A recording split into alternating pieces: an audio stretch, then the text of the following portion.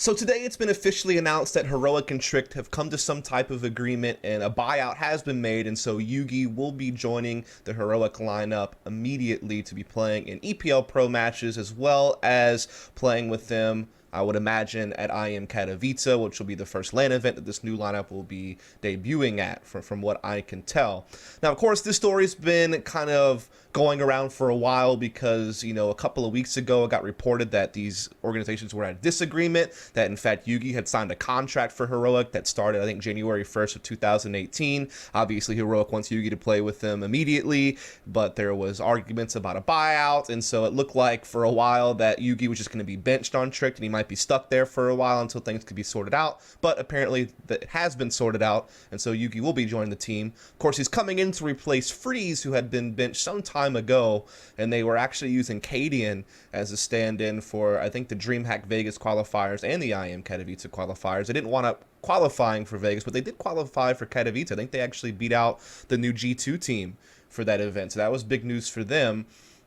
And so that's basically where everything stands now. And so I just wanted to talk a little bit about Heroic, talk a little bit about this move, and talk just kind of preview what I think this team's going to be like going forward based on what I've seen in the recent past and what this move means. So basically, to start with, when you think about Heroic coming into this year, they actually had some pretty cool results, you know, I would say in the last quarter of 2016. Of course, there was some disappointing things mixed in there as well. It wasn't all great, but there was certainly some things happening that made you kind of, you know, pay attention to this team, I guess. And the biggest thing is back when Glaive was still on the team, before Nikolai joined, before Glaive goes to Astralis and does great things with that team, he was, of course, playing alongside guys like Snappy, Friis, Madi, and Valda. And they were beating up on some of the other Danish teams. Obviously, at that Power LAN in August, they actually won that event, and they beat Astralis and Dignitas to do it. Of course, Dignitas now is North, so a lot of those same players involved on those two teams at the time. And so this other Danish team was coming up and beating them at a domestic LAN event. And obviously, we know domestic matchups can be quite deceiving at times because of how well, you know, people know each other, and they can always kind of sometimes throw out crazy results. But still, nonetheless, this was an impressive result for Heroic to topple over two teams who, you know, were certainly favorites over them given, you know, all the results they had seen throughout 2016.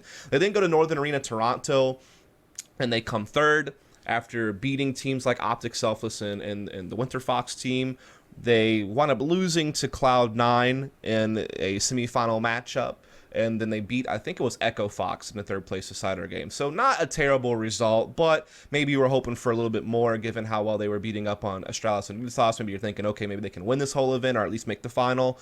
And so this result for me was kind of neutral. Like, it didn't really bump them up, but it didn't take them down really either. And then they went on and they actually made the playoffs of the SLI League Season 2 finals in September, where they beat Astralis again, as well as Tyloo in group play to make it to the first round of the playoffs, where they actually lost to Dignitas this time. But they did take a map off of them. It was a pretty close series. So again, they're still kind of, you know, piquing your interest, but maybe they're not taking too many more steps up.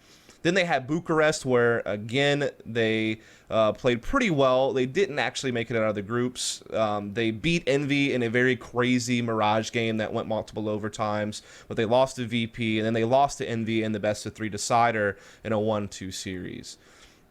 After that, you start seeing some struggles from them. Like at ESWC, they like lose a best-of-3 to Fnatic Academy, and, you know, don't really make it deep in that tournament at all. They go out in groups at the EU Minor because they lose to Epsilon and Hellraisers, and so you're starting to see some troubling signs now. Like maybe they're actually aren't as good as we thought they were. They're starting to take some steps down. You're starting to kind of wonder a little bit here. But then they come to Montreal for Northern Arena in November, and they get a top 4 finish there, you know, beating Team Liquid in G2. So they come first out of their group, and they wind up losing to Optic, the eventual champions of the event. This is obviously where Optic start their rise, right? Because soon they're going to go and win E-League and take second at ECS Season 2. So this is actually a pretty good result for them at Northern Arena Montreal. Granted, they only did it in best-of-1s, but then they had a close best-of-3 against Optic in the sense that both teams got a one-sided win against each other. And so that kind of happens. And then I think they become like a fill-in team for IM Oakland because another team couldn't make it. I think maybe it was like VP or something pulls out. And so they go to IEM Oakland, and they have a couple of cool best of 1 results again here. Like they beat SK on Cobble 16-13. They beat Mouse Sports. They do those things, and they play a decent game against Cloud9 Mirage as well, but wind up losing. So they don't make it out of groups at IEM Oakland. And so you're still kind of really wondering what's going on here. I mean, they go to China and they beat Pain, Complexity, and Cyberzen to get a first place finish there. But again, they're not really playing against like super high level competition. And then at DreamHack Leipzig, the most recent LAN event they've played at, which was the event I was at just a month ago, they again come first out of groups very similar to Montreal. You know, they won the best of 1s no problem against QWERTY and LDLC. Then they wound up losing to Big in a best of 3 that they really should have won. Like this was kind of a throw, it felt like. They wrecked Big on Train 16-4. Second map's Dust 2. They're up 10-5 from their CT side after the first half. Looks like they should 2-0 the series, move on to the finals. But then they lose big time. Like they keep playing, I don't know, they just really keep struggling in the second half of this game. It was really weird. Not really sure what was going on, to be quite honest. They just really struggled to close out that game, and they don't. And then they wound up losing Cobble, the third map, in a pretty big fashion. So another like okay placing, I guess, but they've never taken that next step to really climb up the rankings. It felt like they seem to be having their troubles kind of, like I said, just taking that next step forward to climb the ladder and become a higher tier team, so to speak. But I will say throughout all of this, they actually still had some decent results here and there, and they started to build up a pretty decent map pool. For one, they were very good on maps like Nuke and Overpass. They were very rarely losing those maps. Like the only time they were losing Nuke was to like really good Nuke teams, like what North is, or, you know, formerly Dignitas, like an NIP type team who can be quite good on Nuke. But they were beating some really high level teams on Nuke, and they have a fairly good record on that map offline. Overpass, pretty much the same story. The only big teams they're really losing to was a team like Dignitas, now North, but they were getting their wins against like Astralis and Cloud9 and some decent teams, and they had a pretty good record overall on Overpass. So 2 maps for them that looked really strong. Their Mirage was kind of 50-50. You could see them have some big wins, like when they had that big overtime win against Envious. They also beat up on, you know, Dignitas at times on Mirage, kind of traded games with them, I think is the best way to put it. But then they had some like disappointing losses on Mirage, like to Fnatic Academy and such as well. So that map was a little bit hit or miss, but certainly quite strong on Overpass and Nuke. Their Train, again, was a map that they had like mixed results on. They had beaten Astralis, and they beat like a lot of weak teams on the map, but they also had their struggles against like VP and Cloud9 and such as well on the map. So again, that was kind of a map that was hit or miss for them. Their permaban was Cash. They didn't really play a whole lot of Dust 2, and their Cobble was another map they were pretty strong on it. I would say like Nuke, Overpass, and Cobble were probably their 3 best maps. Mirage and Train were really iffy. D2 and Cash were bad. Like that's probably the best way to sum up their map pool. If anything, though, this team may get benefited by the fact that D2's coming out, and that if they can be good on Inferno, like there's no real telling. Like maybe it just replaces Dust 2 with something like that. They don't really play a whole lot, and so Inferno and Cash become their 2 worst maps. I'm not really sure how it's going to work out, but obviously Dust 2 is a map they didn't really play a whole lot. When they did, they didn't really have too much success on it, and so we'll just have to kind of see how the map pool changes is going to affect them. I would also say strategically this team was pretty good. You have to remember that Snappy's been calling for this team the whole time. You know, it was never Glaive calling for them, which has been a big misconception since Glaive is obviously the in-game leader of Astralis, and he's done so well in that role for that team. But it's been Snappy the whole time leading this team, and he does pretty well. I would say that they have overall a pretty balanced playbook. Like they have some like, you know, elaborate executes. They also just have some like really aggressive play off their default. They can play a bit slow when they need to. So they are able to play all across the spectrum as far as their style goes. I would say they tend to be a bit more aggressive though, like much more so than they would play like slow and methodical. It feels like they're a lot more aggressive prone, and they're also, depending on the map, very execute heavy, depending on what map they're playing. Yeah. So for example, a map like Cobble, they can play the balanced defaults and stuff like that. Like using Valda as like a playmaker on B and some solo positions at times. You know, Madi as well can play off the B platform. So you can definitely see different guys like taking solo positions while the other 3 or 4 guys are working the other side of the map or something like that. They have like a lot of 1-4 type stuff where, you know, one's playing like mid and long A halls and 4 are rushing B, or, you know, one's playing B while 4 are working control of the A site. Also just typical like heavy, you know, 5-man executes on the B bomb site with, you know, some heavy utility. Like like I said, very aggressive type team on that map. Mirage is a map where they're very execute heavy though. Very aggressive executes on the A-bomb site in particular. They're even a team that has like some kind of elaborate executes as well. You know, I even did a video on it on my Behind the Play series when I was talking about the Fallen 5 smokes on A on Mirage. This is a team that kind of took that and modified it a little bit and turned it into a situation where they could do that, but have like one guy lurking from middle or underpass or something to catch people off guard, since you're expecting 5 people to be A when you see the 5 smokes, but really they threw one of their smokes from upper B apartments, and so it allows them to kind of slide in a player in an area you don't expect. So, you know, definitely, you know, pretty neat stuff there. I don't want to go too much into all of their maps. I mean, Overpass and Train, the other maps they're, you know, play a good bit. Maps that they have very balanced playbooks, and they've also done a good job of accommodating their new players, which is going to be big for someone like JUGi, because they did accommodate Nico very well. You know, they gave him spots that he wanted to play. They move Madi around when need be to make room for Nico, and they're good at adjusting, you know, and finding, okay, like maybe we're best putting someone like Valda in this spot, which means we need to shift Madi over here, or maybe with Nikolai coming in, he's a young guy, we want to give him his best opportunity to succeed. That means maybe we're going to switch up some CT spots or switch up some you know, default roles on the terrorist side. So they've done pretty well accommodating Nikolai, I feel like, and getting people into their optimal roles, optimal positions. This team, before JUGi even coming in, does have that attractiveness to it of having young talent. Particularly Valda has always been really highly touted. You know, I think he's 21 now. You know, he's played very well throughout 2016. He's been kind of one of, I guess you could say, like the breakout players of 2016. He's had very few bad performances. Like when he stood in for Dignitas for ECS Season 2 finals, that didn't go so well, but that's just a stand-in. That isn't, you know, his main team or what have you. When he's been playing with the heroic guys, the only event he had that was bad was Bucharest. Every other LAN event that he's played, he's done well. And yeah, granted, some of these events were against like lesser competition, like an IGL Grand Final or like ESWC 2016, where you're playing against, you know, like, you know, tier 2 or whatever you want to call it competition, not against like the elite teams of the world. But he still puts up his numbers, and he has put up numbers at bigger events against bigger teams. And so Valda has definitely been a guy who's really bright for this team. You know, plays, I guess you could say, like a lot of like solo roles, peripheral type roles. He reminds me a little bit of Magus Boy, which is why he fit in so well for Dignitas standing in role wise. You know, a lot of the T side stuff, they kind of played similar spots, like solo type stuff, though I think they have been moving Valda around on the T side of Heroic to try to find ways to implement him a bit more and get him away from like more passive positions where he's not going to necessarily see so much action. But he's definitely one of those types of guys who can be a playmaker from a peripheral role, and he can mix in whenever you're doing aggressive executes as well to get you some rifling to help you open things up. So very flexible player with a rifle, has proven himself quite well, and so that's some great young talent that Heroic has. And then the other guy that they recently pulled in when Glaive left was in fact Nikolai. This guy's 18 years old, and he, so far, since he's joined this team, has done excellent. Again, yes, some of the tournaments that they've played in has been against lesser competition. You haven't seen him against elite level teams too much, but when he has been against them, he's looked fine for the most part. He's put his numbers in.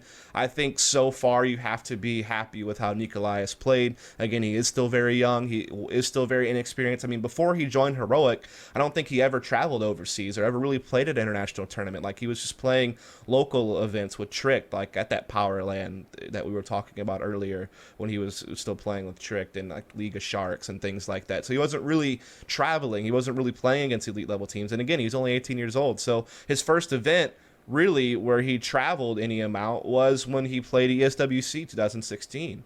Or when he went to Northern Arena Montreal. Like, these are some of his first events where he's leaving his country. So I think given all the circumstances and given what you've seen, he's looked pretty sharp for Heroic. And all their online play, like at EPL when they were qualifying for Katowice and all that good stuff, he's also been really strong in all of that as well. So I think, you know, you're seeing this Valda-Nico combo being very strong for this team.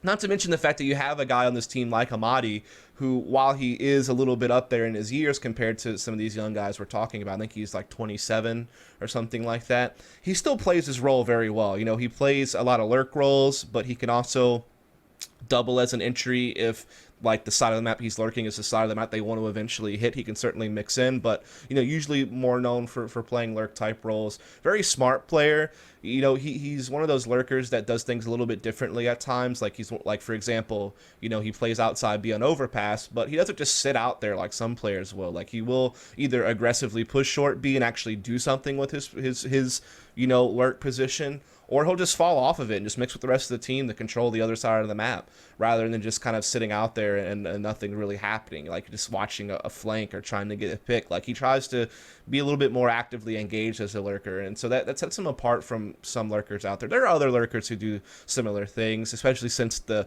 way that role works out has kind of advanced over time in the way that it's approached in the meta and such. But yeah, one of the guys I would see really do that a good amount. And so, and he has obviously a lot of experience and stuff as well. And I think he does really well. Like obviously guys like Nico and Val, they're like the two you really expect to put up your bigger numbers. But someone like Madi certainly could be like, your third best player or something like that. Now with JUGi coming in, it might be a luxury if someone like Madi's your fourth best player. If JUGi actually does fit in well, plays really strong and such. So point is that while the results haven't always been there, Heroic does have some good pieces on their team, between Val and Nico, the young guys, between someone like Madi, who, is quite experienced and still plays his role very well. Someone like Snappy, who has proven to be a fairly solid in-game leader for the most part, has brought some cool, nifty, complex executes to Heroic, as well as allowed them to play like a more aggressive style, but be on the same page with it and be able to hit things together and be coordinated and stuff like that. So there's a lot of good things going here. And with JUGi coming in, I'll be honest, I don't know too much about JUGi. I know he played alongside Nikolai on Trick for, quite a while. He's been on Trick for this whole time. While he hasn't played against elite level competition, really, he has played very well in the events he has played in. When he's been at a League of Sharks or Powerland or an ESWC, he's played against some of this like lesser tier competition. He's put up big numbers against them, and he himself is very young. He's 19 years old, so he has kind of this like fountain of youth thing happening here with this Heroic team, and it just goes to show how deep the Danish team really is. It's been talked about for some time how much talent Denmark really does have, and how even outside of Astralis and North, and even apparently outside of Heroic now, there's still talent to bring up that can be strong. Nico has really proven this. Hopefully JUGi will prove this as well, as be like another guy who wasn't even in the top 3 Danish teams that still has a load of talent and capable of coming into one of the top 3 teams in Denmark and being able to produce. So far, JUGi has looked good in what he has played in. He just hasn't been given the opportunity yet to play against elite level competition, and now he will get that with Heroic. And if he can succeed, if he can be a strong player, then this team can be very dangerous, because like we said, we already have Valda and Nikolai putting up good numbers and showing that they have, some big strengths. And now if you add someone like JUGi with the AWP, who can be a big time player, now all of a sudden you have a lot of tools to work with on this team. And who's to say that you can't have 3 Danish teams in the top 10 of the world, if in fact this works out. That may be getting ahead of myself a little bit. That's maybe like best case scenario. But no matter what, this team's going to be dangerous, particularly in group stages if Heroic is seeded lower, because they're obviously not one of like the top 10 teams in the world. So, maybe you're going to see them in a group with like 2 elite teams and then one team that's kind of on the fringe of being elite, and they're like the 3rd or 4th seed in their group.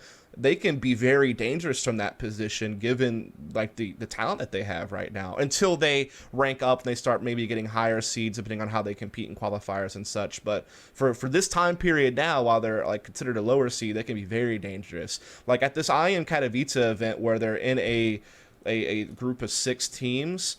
Let's look here really quick. I was looking at it.